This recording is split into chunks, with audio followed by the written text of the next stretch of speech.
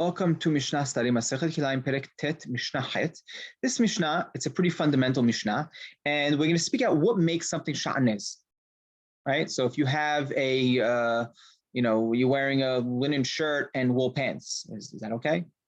Right? What makes something Shaatnez and what would be okay? So this Mishnah opens up En asur mishum kilayim ela tavui be'arig. Right? The only thing that's asur from Kilayim, the laws of Kilayim, when it says lo tilbash, right? You're not allowed to wear Kilayim, lo tilbash Shaatnez, semru pishni machtav. Only something that is tavui, meaning spun, right? So the actual thread is spun from linen and wool, or arig. Arig is what? Something that's woven, right? So you have a weave that's made from linen, right?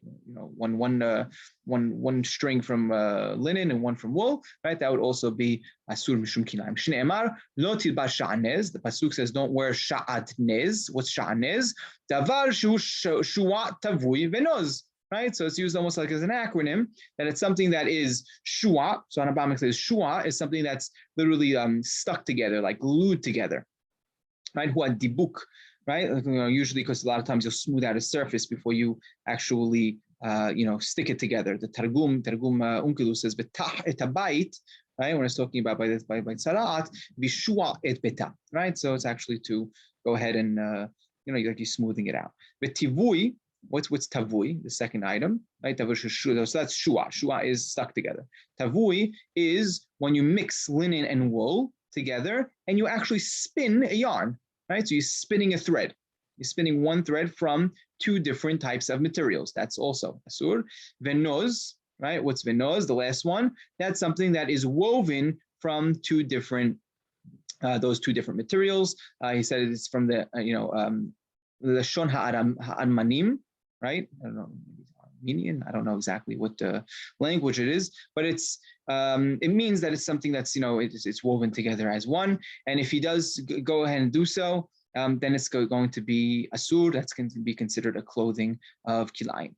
Now Harambam says all this, right? This is how he opens up. You'll see how he reacts to it in a second. All this is considered Kilayim from the Torah, right? Once it has all three of these combined in one garment, right? So it needs to be stuck together, spun from the same yarn, and woven, right? And if not, it's going to be kilayim midivrei sofrim, because that's what some of the Geonim said. Because v'zeh ledati eno nachon. This, in my mind, in my opinion, is incorrect. Rather, what? When is it considered kilayim mideoraita?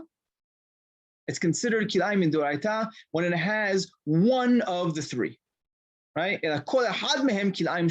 Each one of these on his own are kilayim from the Torah, and he goes as far as to say, and the language, right, so quote unquote, that misled some of the other geonim in Masechet Nida, eno lashon Talmud ele perush.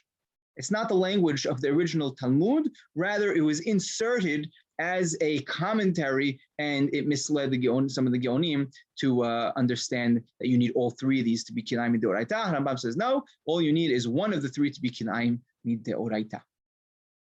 Now, Rabbi Shimon ben Elazar Omer, Naloz umeliz hu et aviv shebashamayim alav. Right? What's Rabbi Shimon saying? He's saying that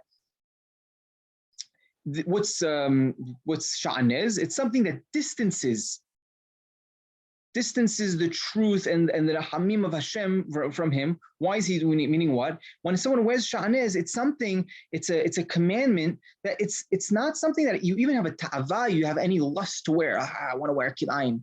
Someone that does this is just doing so, and he's just pushing away God's mitzvot, and that's where the language comes from, and it's avon hamur, and gizrat naloz umeliz is from the language of Mishle ali alizu me'ainech.